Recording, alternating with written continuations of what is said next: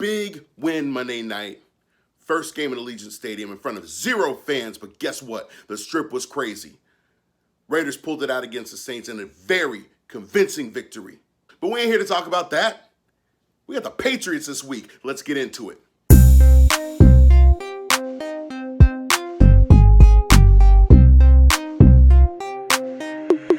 Candy cake, real talk.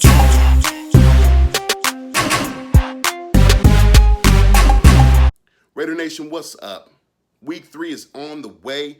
The Raiders have just landed in New England, getting there a little bit early, making sure they stay away from the chowder, make sure they stay the hell out of Boston, and they go straight to their hotel. They get excited to play the Patriots this Sunday. The Raiders are 2-0 for the first time since 2017, and it's exciting because this team is looking good. And this is a team that actually looks better than they did in 2017. There's more youth, there's more speed, there's more talent, they're better coached. The only thing that we're missing is beast mode. God, I'd love to have beast mode on this team. Could you imagine him with Josh Jacobs just wrecking shop down the field, up and down the field? He and Abram would have to fight for 24, but I don't know who would win, to be honest with you. But I'm going to put it on Oakland first. I think Oakland might get it. Anyways, let's get back into it. Raiders are facing the Patriots this week, and let's face it, the Raiders haven't had the best history against the Patriots. We obviously know what happened back in 2001. We came back and we beat them in 2002, but it didn't matter. The damage was done. Jon Gruden was traded. Raiders ended up losing the Super Bowl that year. But what this is a statement game. This is a statement game for Jon Gruden. This is a statement game for Derek Carr, which every game now is a statement game. You know, a lot of people say must win, prove it. This is a statement season. My man's wearing the sleeve. Mama mentality, and he showed that on Monday night. He needs to do that again. The Raiders have put up over 30 points the past 2 weeks. Now, history has shown that when the Raiders put up 30 points in multiple weeks, they've gone on to go to the playoffs, win championships, be successful.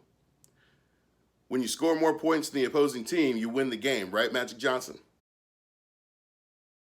To continue to capitalize on what the Raiders have been doing well. The Raiders have been doing amazing things offensively, moving the ball, giving the ball to Josh Jacobs, getting the ball spread around. Darren Waller, Zay Jones, Nelson Aguilar, Henry Ruggs. All those guys have been making contributing efforts in the game.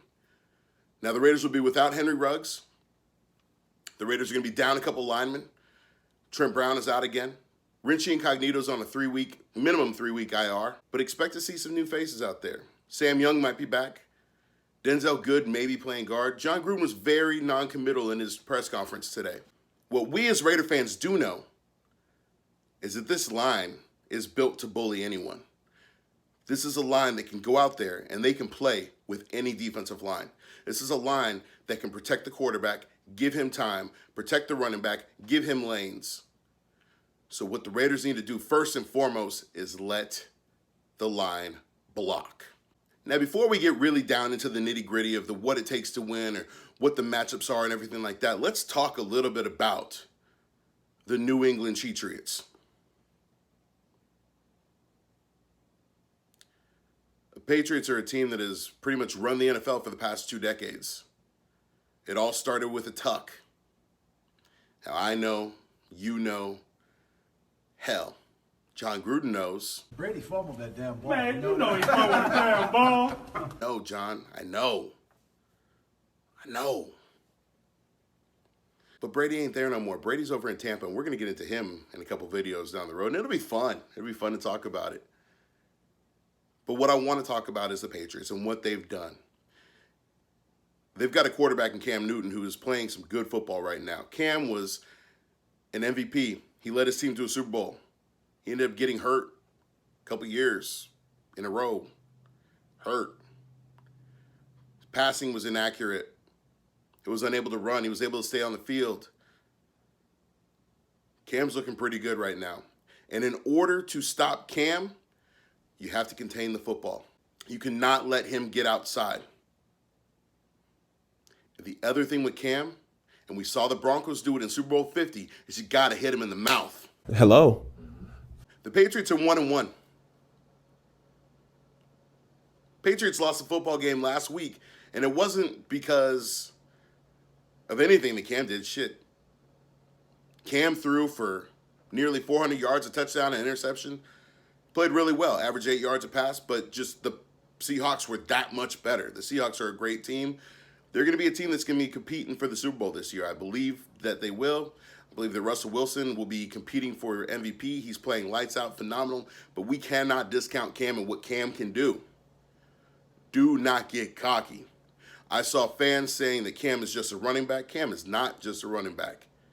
And if the Raiders treat him as such, well, he will running back all over that. So make sure that you give him the respect. Now, what are the keys? Now, obviously, the Raiders got to rush the passer. And I've said this for the past 2 weeks now, and the team is starting to get there. The D-line is starting to get there. But what you're seeing is, you're seeing a team that went from being a young, motivated team that worked with Coach Buckner, who was exciting, who got them fired up, who was with them all offseason, who treated them like brothers, like sons, to Rod Marinelli, who's an amazing coach, who was a drill sergeant out there, who was a genius on the defensive line, but he hasn't had that time with them. So these guys are going out there and they're trying to do what they did last season. They're trying to replicate what they did last season, but they don't have the same system. They don't have the same game plan. And what the Raiders need to do is they still need to mesh. Defensively, there's 9 new starters. You have a whole new defense. And there was no offseason. There was no OTAs. There was a couple weeks of training camp, and that's it. These guys are still putting it together. Offensively, the reason why they're clicking is because they were out there every single day at that park in the summer. They were building that chemistry. They know what Derek expects of them. They know what Derek wants. The defense is still trying to find that identity, and don't worry, they'll get it. My guess is week 5 that it's probably going to click, which would be perfect because obviously, Kansas City. But the defense is getting better. They're starting to eliminate the mistakes. And now the good thing is the mistakes that they're making are not penalties. The Raiders are one of the least penalized teams right now in the NFL. They're getting calls for them. It's crazy. It's the Vegas effect, I guess. But what we want to see as fans is we want to see the Raiders continue to go out there and put a good product on the field. If this defense can get better, get to the top 15, this team is going to be dangerous.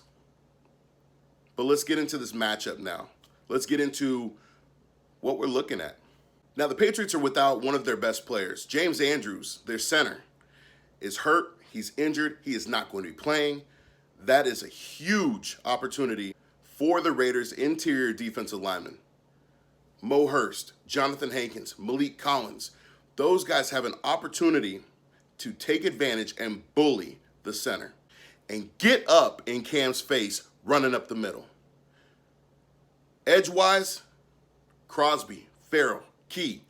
They got to come around the corner. They got to come around fast. They got to make sure that they get contained. What I'd like to see the Raiders do is I'd like to see the Raiders spy Cam. That way they ensure that Cam doesn't get out to run. We saw Bridgewater made some plays on us. Learn from the mistakes, right? Those are the mistakes I'm talking about. Don't give up big plays. We say it every week. Don't give up big plays. It's easy to say, but don't give up big plays. Defensively, play sound, fundamental football. Don't give Belichick an opportunity to stay on the field. Don't give Belichick an opportunity to get down in the red zone. Now, offensively, Henry Ruggs is out this week. Going to need Rico Gafford, Zay Jones, Nelson Aguilar to step up. Zay had a big game last week. Nelson had a big game week 1. We're going to need these guys to step up. The Patriots' run defense isn't that great, and they can give up some yardage. I want to see Josh Jacobs get the angry run scepter this week because he got robbed of it last week for his run against the Saints.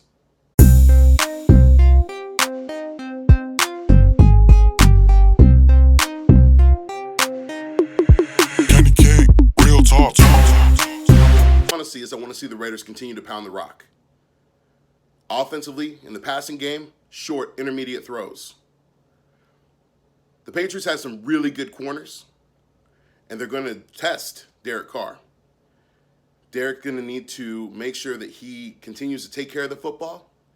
He's moving the ball, and he's as stellar as he's been on third down. He's got a 144% passer rating on third down.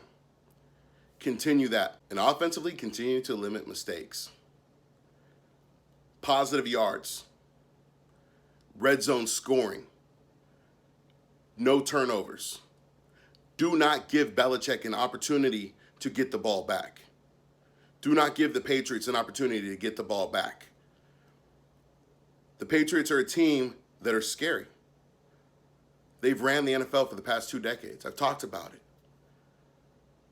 This is a statement game, once again, for Derek Carr, for Jon Gruden, for the Las Vegas Raiders, for Raider Nation. The Raiders are in Pete Prisco's top 10 right now. Raiders haven't been in the top 10 since 2017. It's a new day. It's time to get excited. Raiders!